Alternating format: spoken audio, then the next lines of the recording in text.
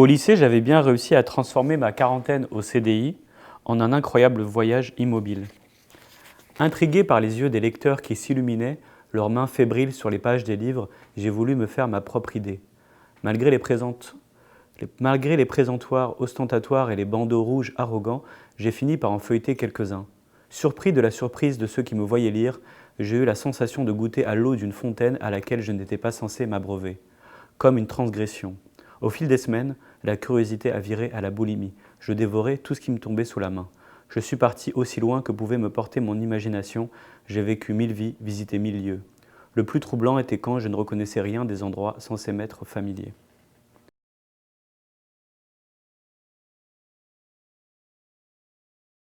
So my name is Walid HAJAR RACHEDI. I'm a fiction writer and the head of a digital publication called Frictions.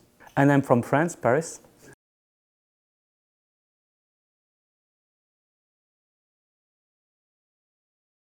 Well, I mean, a French writer is like a status in itself. I would say that it's famous in France and also elsewhere. I think there is no country in the world where like being a writer is so important, like in the public space, in the debate, and I mean, it's always surprising to see how much actually writers' voice counts in the public debate. So it's something beautiful that even in that very like digital era, writers still have an importance. And I think it's French tradition that actually since like Victor Hugo, who was a politician as much as like an incredible writer. And so that's quite, that's really incredible.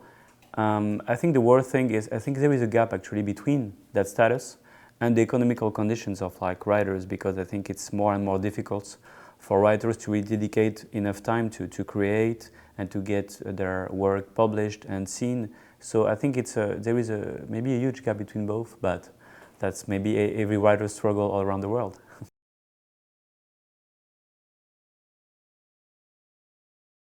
Yeah, I think it's related to the first question. It's the fact that at every layer of the society, people are passionate about the ideas, about debates, about like giving opinions, and in terms of elections, whether you go to the barbershop or to any kind of like retail store, people speak about what happens in the country, and I think I've traveled quite a lot, and I think it's quite unique.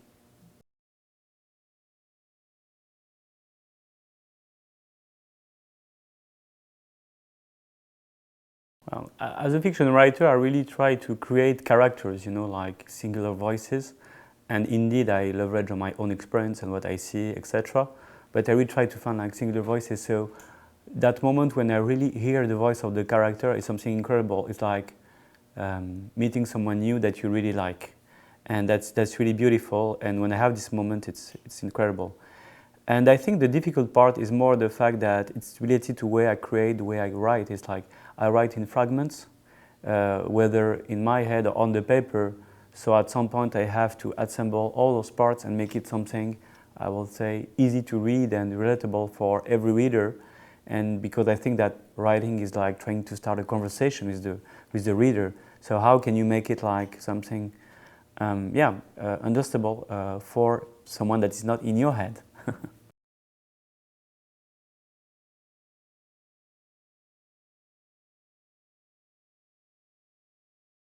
Well, I think there shouldn't be any kind of like obligation for all the writers. It's like, I don't think that public duty should be something applied to all the writers. I think a writer writes out of need, so it's really personal. It's a very like personal approach, and you have writers that actually are very committed and think it's part of actually their work to have that public duty, to have a role in the society. And myself as a writer, as like someone who's French from Algerian descent, who grew up in the outskirts of Paris, indeed, I mean, when I started to write, it was a lot related to that, to the fact of like the need of representation, the need to speak of certain questions. So that's sure that to a certain extent, it was kind of public duty. But later on, I tried to distance myself from that and really write for the sake of literature. It's like, okay, how can I craft the best story possible? I think that's the ultimate duty for a writer. It's trying to be like true to itself and to his art. So I think that's really what I'm trying to achieve now, even if I still think that public duty is important. And I think that COVID crisis and what happened in the past 2 years, I'm not sure that it changed my mind, but it kind of like confirmed a certain number of intuitions. My first take on that is that it was a global phenomena, so the conversation went global. And I think we live in times that we're all connected, that when we tackle big issues, important stories, they are all the same all around the world. I think the only thing that differs is the voice, is actually the way we see it. And being here in Iowa with like such an incredible crowd of writers, actually really showed me that was the truth, that indeed we live like different realities from different societies, etc., etc. But in the end, what matters to us, it's quite the same. It's just the way we see it is quite different from one to another.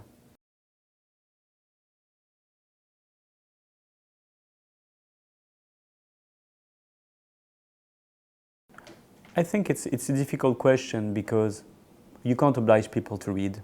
You can't oblige people to buy books. But also just kind of like trusting, I would say, capitalism to make things the best way possible, I think it's quite naive as well. So I think the state should have a role as a regulator to help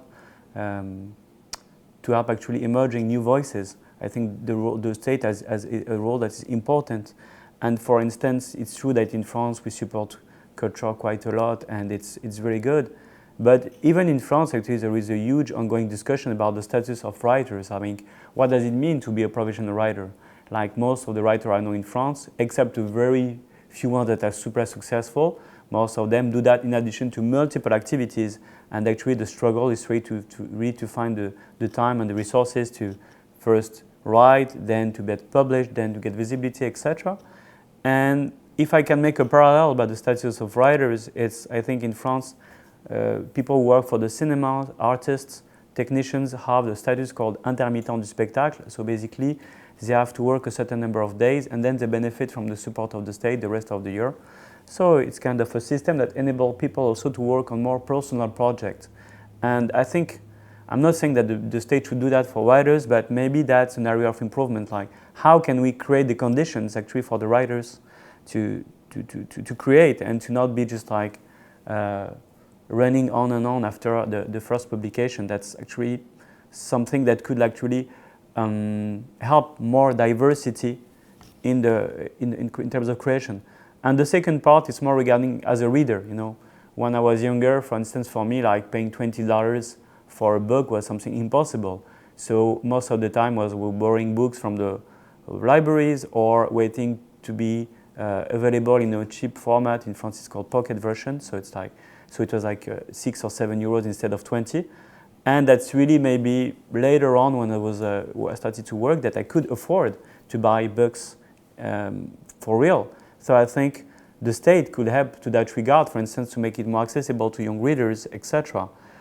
But again, I think the limit of that is like, I don't want France or any country to become like a country of writers without readers, because then it will be, I would say, something that wouldn't be desirable for writers, because I think as a writer you want your story to be good enough to convince the reader and not something to be like an obligation.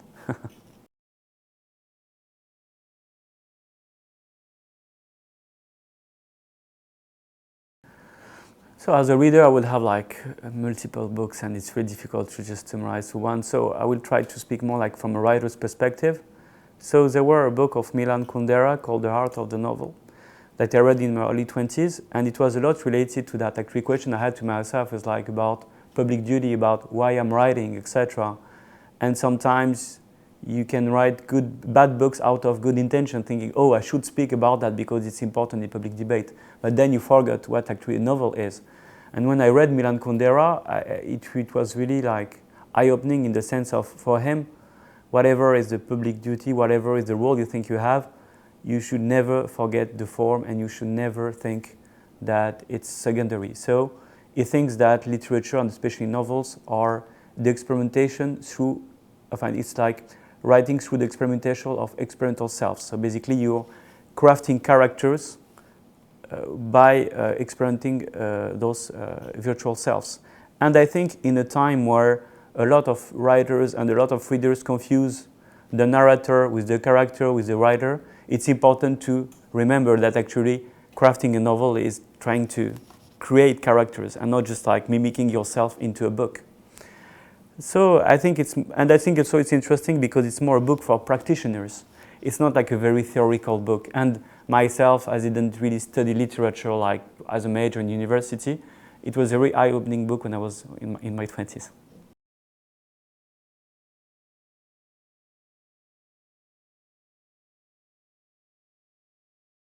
Well, it was a very timely experience because I've just published my novel a couple of months ago, and so it's a time also when I'm still in that mood of like discovering what people think of what I've written and so on. And actually, currently I'm working on the sequel of that novel, and so it helped me a lot to have this very quiet time out of that busyness in France. And so I'm working on the sequel of that novel, and I really liked actually the condition that were offered to me to do that. I think Iowa City is an incredible town. I think it's a college town that will be like heaven to most of like French students because you have incredible infrastructure, it's peaceful, you can do everything walking. Yeah, so for me, like most of the time was working from the public library, and it was very good. And regarding the United States, I lived in the US a couple of years, and I think it's interesting because it happened just after the elections like of 2020, and so I just see very like small signals of like those divisive time that happened before, and I think that's a country that's still recovering of all of the debates, but it's really difficult to judge. I think I will need more time to really have an opinion on that.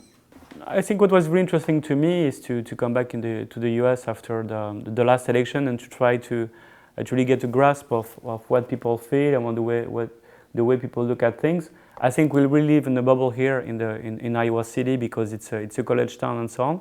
But still, I could feel like small signals, small things in the conversation that show that we say the country is recovering from those hard debates that happened those last years and people are trying to figure out actually what they really think or what's the future of the country.